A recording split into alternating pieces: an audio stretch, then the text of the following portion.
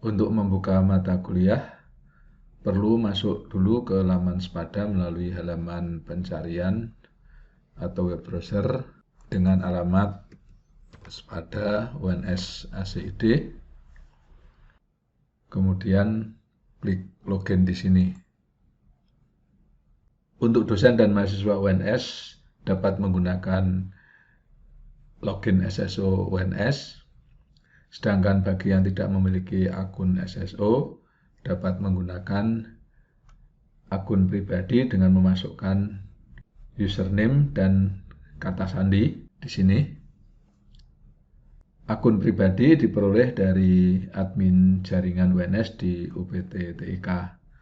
Bagi yang belum memiliki SSO maupun akun pribadi dapat masuk sebagai tamu atau bisa meminta akun dulu ke petugas admin jaringan. Sebagai dosen kita masuk menggunakan SSO. Nah, kita akan mendapatkan portal Sepada. Kalau kita sudah memiliki mata kuliah, maka akan ditampilkan mata kuliah yang pernah kita buat. Namun untuk membuat yang baru, kita buka site home di sini. Nah, kemudian di sini muncul nama fakultas, misalnya ini kita dari MIPA, masuk ke MIPA. Kemudian kita masuk ke program yang sesuai, misalnya adalah program sarjana. Kemudian ini adalah misalnya sarjana fisika S1. Kemudian kita pilih semester di sini, misalnya ini adalah semester genap. Dan misalnya kita masuk ke semester, misalnya ini adalah semester 4. Nah, di sini pada baris yang paling bawah di sini ada add a new course, maka kalau kita klik muncul kuliah daring UNS dengan add a new course. Nah, di sini yang perlu kita perhatikan adalah course full name, jadi ini adalah nama mata kuliah. Misalnya ini kita ingin mata kuliah coba kuliah misalnya. Ini misalnya course short name-nya adalah Cokul 2022 misalnya. Nah, ini. Kemudian yang perlu kita perhatikan lagi adalah pada ini course start date ini, misalnya ini mulainya kapan, ini di awal semester, katakanlah ini pada bulan Januari sampai pada Juli atau Agustus misalnya, ya. Kemudian pada description perlu diberikan uraian singkat tentang mata kuliah ini, misalnya mata kuliah wajib atau pilihan, tujuan, materi pokok, tingkatan belajar, yaitu tingkat awal, menengah, atau lanjut, dan sebagainya. Kalau belum siap, bisa ditambahkan kemudian. Tapi ini perlu untuk memberikan gambaran tentang mata kuliah tersebut.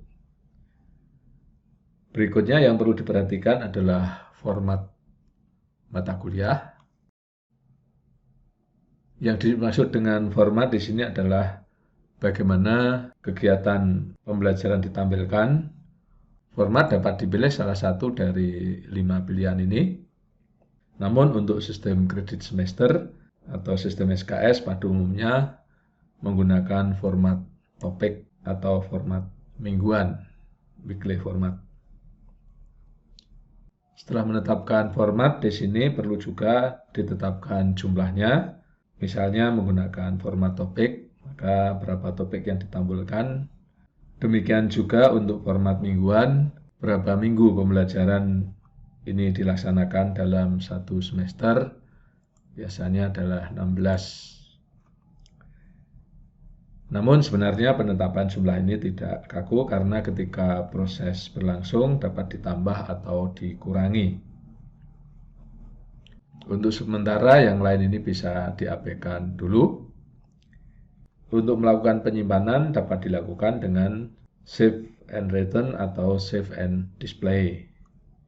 Misalnya kita save and display, ditampilkan mata kuliah baru di sini muncul namanya. Pada halaman ini ditampilkan partisipan yang masih kosong. Untuk melakukan pengaturan terkait dengan peserta kuliah, klik action di sini, maka muncul daftar aktivitas yang dapat dilakukan. Hal pertama yang perlu diatur adalah cara pendaftaran atau enrollment method. Jika diklik pilihan ini, muncul daftar metode pendaftaran seperti ini. Apabila dikehendaki, metode pendaftaran yang tersaji ini dapat dihapus atau tidak diaktifkan. Jadi ini adalah untuk menghapus, sedangkan ini adalah untuk tidak mengaktifkan.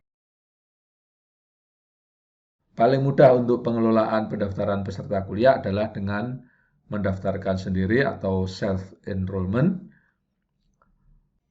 Untuk itu, jika self-enrollment ini pada posisi disable seperti ini, maka dapat di-enable. Agar mahasiswa dapat mendaftar sendiri perlu kunci masuk atau password. Untuk menetapkan kunci masuk, klik tombol edit pada baris self-enrollment ini. Maka di sini muncul halaman editor self-enrollment. Pada halaman editor ini pastikan bahwa allow new enrollment ini pada posisi yes. Kemudian ubah enrollment key. Caranya adalah dengan mengklik gambar pensil ini. Untuk dapat melihat enrollment key, klik gambar mata. Enrollment key ini minimal adalah dalam karakter yang merupakan kombinasi huruf dan angka. Maka kemudian ini kita ganti. Misalnya di sini enrollment key-nya adalah coba masuk 22. Enrollment key ini perlu dicatat yang nantinya dibagikan kepada mahasiswa untuk melakukan self-enrollment pada mata kuliah ini. Setelah selesai, maka simpan dengan menekan tombol Save Change di sini. Dan kembali ditampilkan halaman Enrollment Methods. Selanjutnya dapat dilihat halaman mata kuliah dengan mengklik judul mata kuliah ini. Dengan demikian, telah dibuka mata kuliah baru yang masih kosong, yang siap untuk diisi dengan berbagai informasi dan aktivitas belajar yang telah direncanakan.